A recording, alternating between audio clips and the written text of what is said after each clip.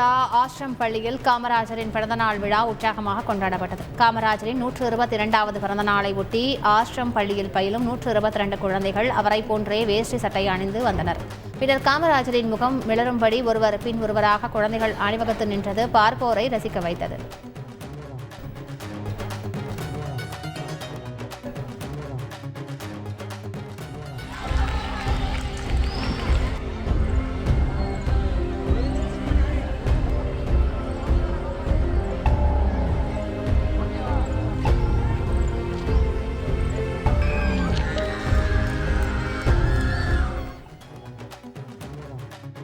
நெல்லை மாவட்டம் திசையன்விளையில் காங்கிரஸ் கட்சி சார்பில் காமராஜர் பிறந்தநாள் நிகழ்ச்சிக்காக காமராஜர் சிலை அருகே பேனர்கள் வைக்கப்பட்டன.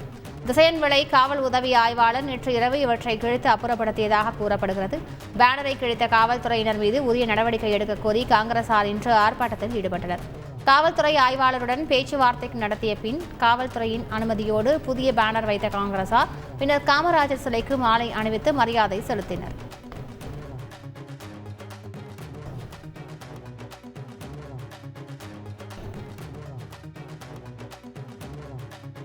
திருவாரூர் மாவட்டம் மன்னார்குடி அருகே கதராடையில் காமராஜரின் ஓவியத்தை வரைந்து பள்ளி மாணவி அசத்தியுள்ளார். கோட்டூர் அரசு மகளிர் பள்ளியில் 11ஆம் வகுப்பு படிக்கும் ராகவி என்ற மாணவி கதர் ஆடையில் இந்திய வரைபடம் வரைந்து அதில் காமராஜர் ஓவியத்தை தீட்டினார்.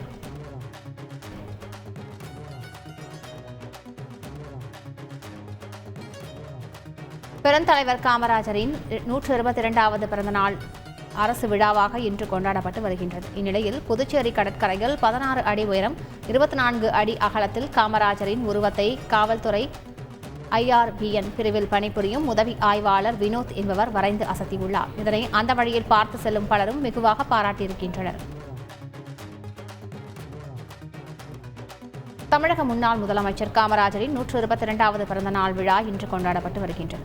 இந்நிலையில் அண்ணா சாலை காமராஜர் சாலை சந்திப்பில் உள்ள அவரது சிலைக்கு அரசு சார்பில் முதலமைச்சர் ரங்கசாமி, சபாநாயகர் செல்வம், அமைச்சர் சாய் சரவணன், சட்டமன்ற உறுப்பினர்கள் ஆறுமுகம், நேரு, லட்சுமிகந்தன், ரமேஷ், பாஸ்கர் ஆகியோர் மாலை அணிவித்து மரியாதை செலுத்தினர். மேலும் காங்கிரஸ் கட்சியின் மாநில தலைவர் வைத்திலிங்கம் MP தலைமையில் முன்னாள் முதலமைச்சர் நாராயணசாமி, சட்டமன்ற உறுப்பினர் வைத்தியநாதன் உள்ளிட்ட காங்கிரஸ் நிர்வாகிகள் காமராஜர் சிலைக்கு மாலை அணிவித்து மரியாதை செலுத்தினர். நீலகிரி மாவட்டம் கோத்தகிரி பகுதிகளில் சமீப காலமாக உணவு மற்றும் தண்ணீர் தேடி குடியிருப்பு பகுதிகளில் சிறுத்தைகள் உலா வருவதால் பொதுமக்கள் அச்சமடைந்துள்ளனர். கோத்தகிரி அரவேணு பெரியார் நகர் குடியிருப்பு பகுதியில் நாள்தோறும் அரிய வகை கருஞ்சிறுத்தையும் சிறுத்தை ஒன்றும் உலா வருகின்றன. கடந்த 10ஆம் தேதி கருஞ்சிறுத்தை நடமாடிய நிலையில் இன்று அதிகாலையில் சிறுத்தை ஒன்று நடமாடும் காட்சி அங்குள்ள கண்காணிப்பு கேமராவில் பதிவாகியுள்ளது. வனத்துறையினர் சிறுத்தைகளை கண்காணித்து கூண்டு வைத்து பிடிக்க நடவடிக்கை எடுக்க வேண்டும் என கோரிக்கை விடுக்கப்பட்டுள்ளது. சென்னை புழல் சிறையில் கைதி ஒருவர் ரொட்டியில் மறைத்து வைத்திருந்த கஞ்சா பறிமுதல் செய்யப்பட்டது. கிருஷ்ணகாந்த் என்ற கைதியிடம் காவலர்கள் சோதனை செய்ததில் ரொட்டியில் மறைத்து வைத்திருந்த 20 கிராம் கஞ்சா பறிமுதல் செய்யப்பட்டது. இதேபோல் கேரளாவை சேர்ந்த பஜூர் என்ற கைதியை நேர்காணல் செய்ய சென்ற வழக்கறிஞர் பழனிவேல் சிம் கார்டை மறைத்து வைத்திருந்தது கண்டுபிடிக்கப்பட்டது. சிறையில் ராதாகிருஷ்ணன் என்பவரை சந்திக்க சென்றபோது காவலர்களுடன் சிறுவன் தகராறில் ஈடுபட்டு நாற்காலியை தூக்கி வீசியுள்ளார். இதில் 3 சம்பவங்கள் குறித்து புழல் போலீசார் வழக்கு பதிவு செய்து விசாரணை நடத்தி வருகின்றனர். தேனி மாவட்டம் கம்பத்தில் பால்வளத்துறை அமைச்சர் மனோ தங்கராஜ் தலைமையில் பால் உற்பத்தியாளர்களுடனான கலந்தாய்வு கூட்டம் நடைபெற்றது. இந்த கூட்டத்தில் கம்பம் பகுதியில் ஆவின் மினி குளிரூட்டி மையம் ஆரம்பிக்க வேண்டும், உற்பத்தியாளர்களுக்கு பால் விலையை அதிகப்படுத்த வேண்டும் உள்ளிட்ட பல்வேறு கோரிக்கைகளை பால் உற்பத்தியாளர்கள் முன்வைத்தனர். கோரிக்கைகள் குறித்து பரிசீலனை செய்யப்பட்டு அடுத்த கூட்டம் நடத்தப்படும் என அமைச்சர் மனோ தங்கராஜ் கூறினார். நீலகிரி மாவட்டம் உதகையில் சமீப நாட்களாக வாகன திருட்டு அதிகரித்துள்ளது. இந்த நிலையில் பன்ஹில் பகுதியில் இரவு நேரத்தில் உலா வரும் சில இளைஞர்கள் பெட்ரோல் திருவிடுவது போலவும் வாகன டயர்களில் காற்றை பிடுங்கி விடுவது போலவும் CCTV கேமராவில் பதிவாகியுள்ளன. இதனால் அச்சமடைந்து உள்ள அப்பகுதி மக்கள் காவல்துறையினர் இரவு நேர ரோந்து பணியினை தீவிரப்படுத்த கோரிக்கை விடுத்துள்ளனர்.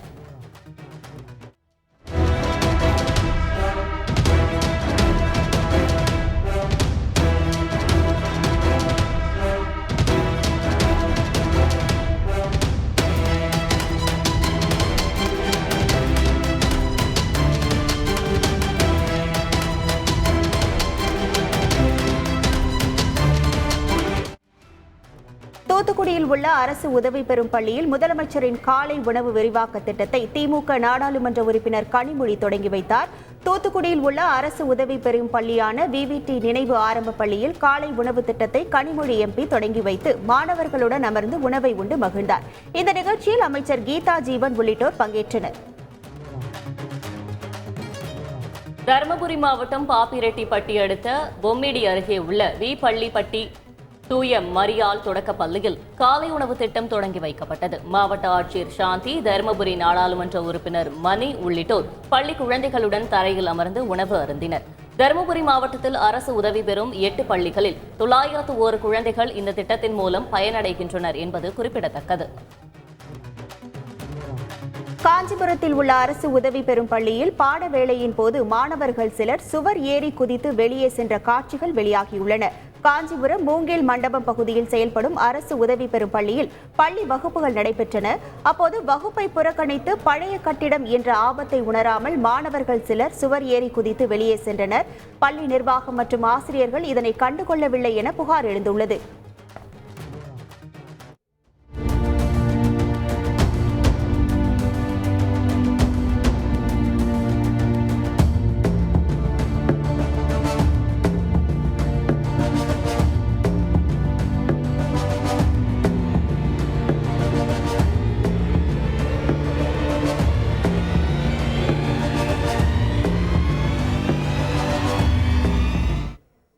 நீலகிரி மலைப்பகுதி மற்றும் வட கேரளாவில் கனமழை பெய்து வருவதால் பவானிசாகர் அணைக்கு நீர்வரத்து அதிகரித்துள்ளது. இதனால் பவானிசாகர் அணையின் நீர்வரத்து 2862 கன அடியிலிருந்து 3623 கன அடியாக உயர்ந்ததால் அணையின் நீர்மட்டம் 70 அடியை எட்டியுள்ளது.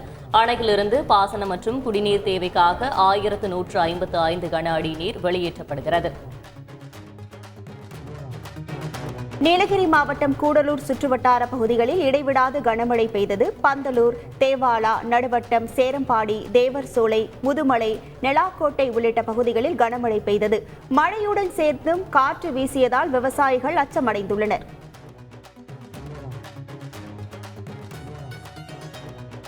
திருவள்ளூர் மாவட்டம் பழவேற்காடு அரசு மேல்நிலைப் பள்ளியின் முன்னாள் மாணவர்கள் சந்திப்பு நிகழ்ச்சி நடைபெற்றது. சுமார் 500க்கும் மேற்பட்ட முன்னாள் மாணவர்கள் கலந்து கொண்டு தங்களுக்கு கற்பித்த முன்னாள் ஆசிரியர்களுக்கு பொன்னாடை அணிவித்து கௌரவித்தனர். தங்களது நண்பர்களுடன் சேர்ந்து புகைப்படம் எடுத்துக்கொண்ட அவர்கள் சமீபத்தில் 10 மற்றும் 12ஆம் வகுப்புகளில் சிறந்து விளங்கிய மாணவர்களுக்கு பரிசுகள் வழங்கினர். திருச்செந்தூர் சுப்பிரமணிய சுவாமி கோவிலில் ஆனி மாத வருஷாபிஷேகம் இன்று நடைபெற்றது.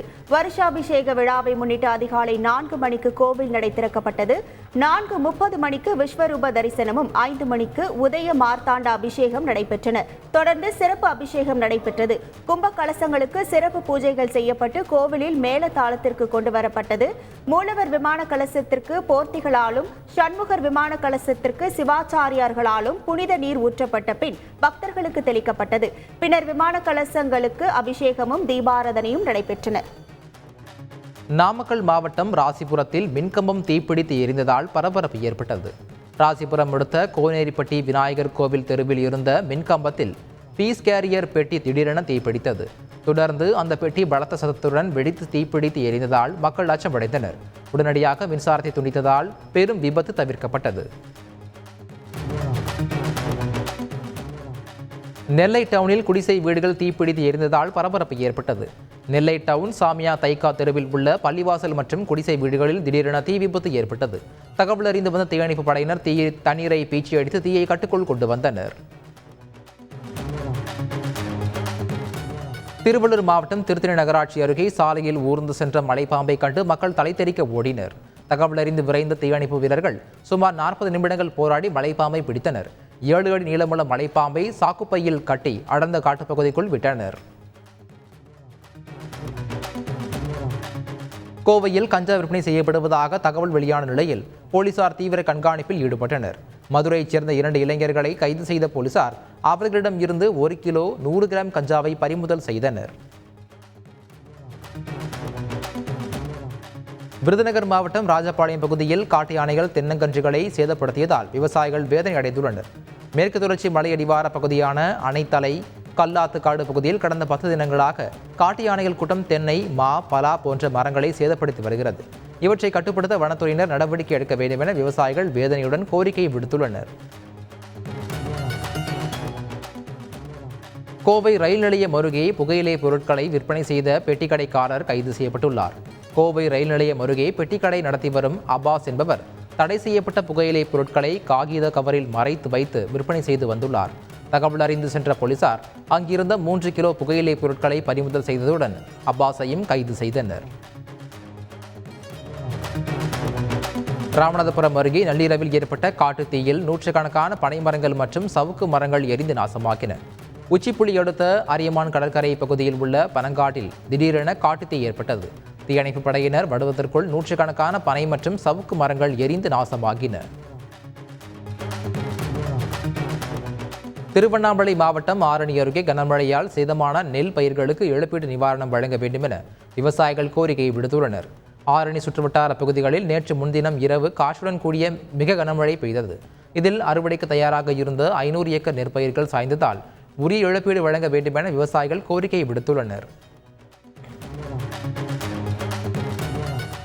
தமிழக கிராமப்புற ஆரம்ப சுகாதார நிலையங்களில் காலியாக உள்ள சுமார் 2500 காலி பணியிடங்களை உடனடியாக நிரப்ப வேண்டும் என தமிழ்நாடு கிராம சுகாதார செவிலியர் சங்கத்தினர் வலியுறுத்தியுள்ளனர்.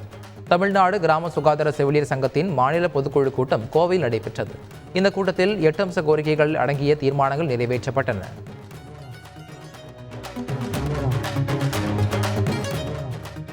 வேடசந்தூரில் சடலத்தின் இறுதி ஊர்வலத்தின் போது பற்ற வைக்கப்பட்ட 5000 பாலா சரவெடியை கையில் அசால்ட்டாக தூக்கி சுற்றிய போதை ஆசாமியால் பரபரப்பு ஏற்பட்டது. வேடசந்தூர் ஆத்துமேடு 4 ரோடு சந்திப்பு பகுதியில் இந்த சம்பவம் நடந்துள்ளது.